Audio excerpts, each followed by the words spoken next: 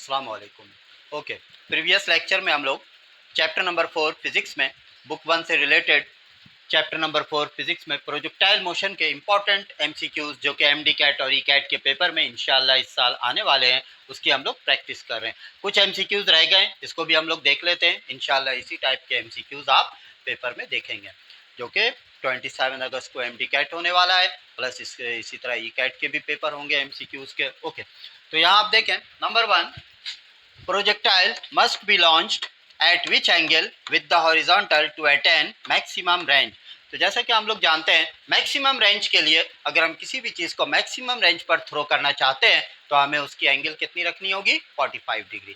इसी तरीके से अगर आपको ये भी याद रखना है कि अगर हम किसी चीज़ को हाफ रेंज पर ड्रॉप करना चाहें, number 2, projectile must be launch at which angle with the horizontal to attain half range. अगर आप किसी चीज़ को हाफ रेंज पर गिराना चाहते हैं तो उसके लिए आपको एंगल कितना रखना होगा, या तो 15 डिग्री रखना होगा या फिर 75 डिग्री रखना होगा।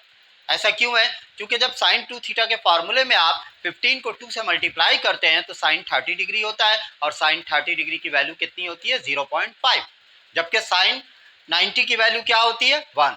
इसी तरीके से जब आप 75 रखते हैं तो 75 को जब आप 2 से मल्टीप्लाई करेंगे तो वो 150 होता है और साइन 150 डिग्री की वैल्यू भी 0.5 होती है। तो अगर आप किसी भी चीज़ को हाफ रेंज पर ड्रॉप करना चाहते हैं तो उसके लिए आपको लॉन्च एंगल कितना रखना होगा, 15 डिग्री या फिर 75, और मैक्सिमम रेंज के लिए आपने कितना रखना होगा, 45 डिग्री। तो ये आपने याद रखना है। नेक्स्ट देखें, a player throw a ball at an initial velocity of 30 metre per second, the maximum distance the ball can reach, maximum distance पर पहुंचे। देखें, बॉल को जब भी थ्रो किया जाता है तो इसका मतलब है वो वर्टिकल डायरेक्शन में सीधा ऊपर नहीं जाएगा बल्कि वो प्रोजेक्टाइल मोशन करता हुआ जाएगा, जबकि इस एमसीक्यूज में प्रोजेक्टाइल का जिक्र नहीं है। लेकिन जब आप बॉल थ्रो करते हैं तो वो प्रोजेक्टाइल मोशन करता हुआ जाएगा। तो आपने मैक्सिमम डिस्टेंस मालूम करना है, इट मीन्स आपको मैक्सिमम रेंज मालूम करना है। तो मैक्सिमम रेंज के लिए आप क्या फार्मूला इस्तेमाल करते हैं, R maximum is equal to v not square upon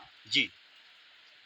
we not square, v आपके पास क्या है, 30 के ऊपर स्क्वायर का मतलब है कि आप 30 को 2 टाइम्स लिख दें, अपॉन में जी के वैल्यू आप 10 इस्तेमाल करें, 0 0 कैंसिल कर दें, 30 को आपने 3 से मल्टीप्लाई करना है, तो इस तरह आपको मैक्सिमम रेंज क्या आ जाता है, 90 मीटर।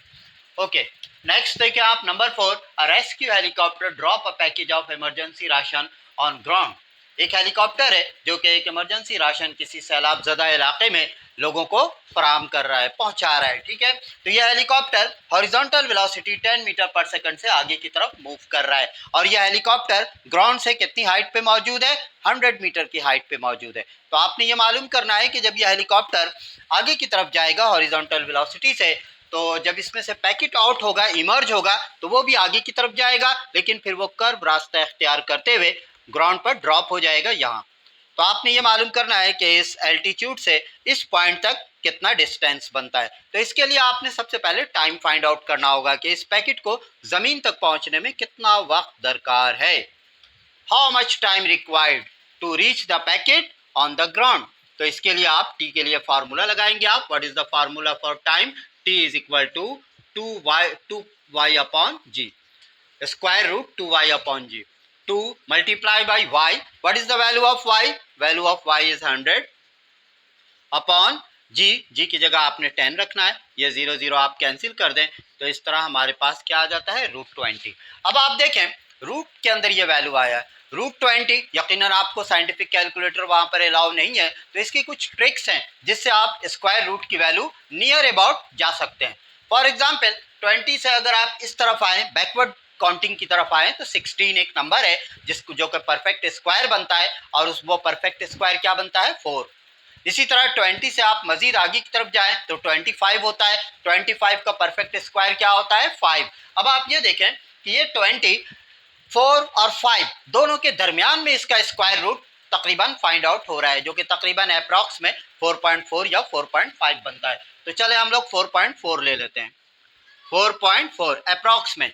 अब हमें क्या मालूम करना है, एस एक्स मालूम करना है। तो अब आप फार्मूला यूज करेंगे, s equal to v t होता है, वी के लिए v not x multiply by t. What is the value of v not x, v not x और वी एक्स दोनों सेम होता है, हॉरिजॉन्टल वेलोसिटी एवरी पॉइंट पर कांस्टेंट रहता है जो कि आपको 10 दिया हुआ है, you have to multiply this value by 4.4, we get, point यहाँ शिफ्ट हो जाएगा जीरो की वजह से, तो इस तरह हमारे पास आंसर क्या आ जाता है 44 मीटर। इट मीन्स ये ग्राउंड पर किस जगह जाकर स्ट्राइक करेगा, क्या पूछा गया है आपसे, where does the package strike, तो आप क्या लिखेंगे 44। एग्जाम में अगर इससे नियर अबाउट कोई वैल्यू हो 44.1 या 39.9 तो इट मीन्स वो भी सही है, क्योंकि यकीनन हम लोग स्क्वायर रूट की वैल्यू किस में मालूम कर रहे हैं, अप्रॉक्स में मालूम कर रहे हैं, वहां पर कैलकुलेटर आपको अलाउ नहीं है। ओके, नेक्स्ट देखें, एट मैक्सिमम हाइट विच वेलोसिटी कंपोनेंट बिकम्स जीरो। अगर आप मैक्सिमम हाइट की बात करें तो वहां पर कौन से वेलोसिटी के कंपोनेंट जीरो हो जाते हैं, वर्टिकल वेलोसिटी के कंपोनेंट जीरो हो जाते हैं। ओके, नेक्स्ट आप देखें, eight surface of moon range of a projectile is increased 6 times, या फिर 6R, R मीन्स रेंज। जैसे कि हम लोग जानते हैं कि जमीन पर अगर हम किसी चीज को, फॉर एग्जाम्पल ग्राउंड पे अगर हम किसी चीज को थ्रो करते हैं तो वो यहाँ गिरता है, लेकिन अगर आप उसी चीज को चांद के सरफेस के ऊपर जाकर ड्रॉप करेंगे तो वो कितनी दूर जाकर ड्रॉप होगा, 6 टाइम्स। क्यों, क्योंकि चांद जमीन पर जो एक्सीलरेशन होता है वो होता है 10 मीटर पर सेकंड स्क्वायर, और अगर आप acceleration due to gravity at surface of moon की बात करें तो वहां पे क्या होता है 1/6g। तो यहाँ पे एक फैक्टर लगा हुआ है 1/6, तो आपने ये बात याद रखना है कि कहीं पर भी अगर ग्रेविटी की वैल्यू कम हो जाएगी तो उसकी रेंज क्या हो जाएगी, इंक्रीज हो जाएगी। कितने टाइम्स इंक्रीज होगी, इसी 6 से पता लग रहा है कि 6 टाइम्स इंक्रीज कर जाएगा। और acceleration due to gravity at surface of moon कितना होता है 1.6 मीटर पर सेकंड स्क्वायर। क्योंकि इसके साथ एक फैक्टर लगा हुआ है 1/6, तो आपने ये बात याद रखना है कि अगर acceleration due to gravity decrease हो जाएगा तो वहां पर रेंज क्या हो जाएगा, इंक्रीज हो जाएगा। और कितने टाइम्स इंक्रीज कर जाएंगे, जो इसके फैक्टर लगे हुए होंगे 6 टाइम्स इंक्रीज कर जाएगा चांद के सरफेस के ऊपर।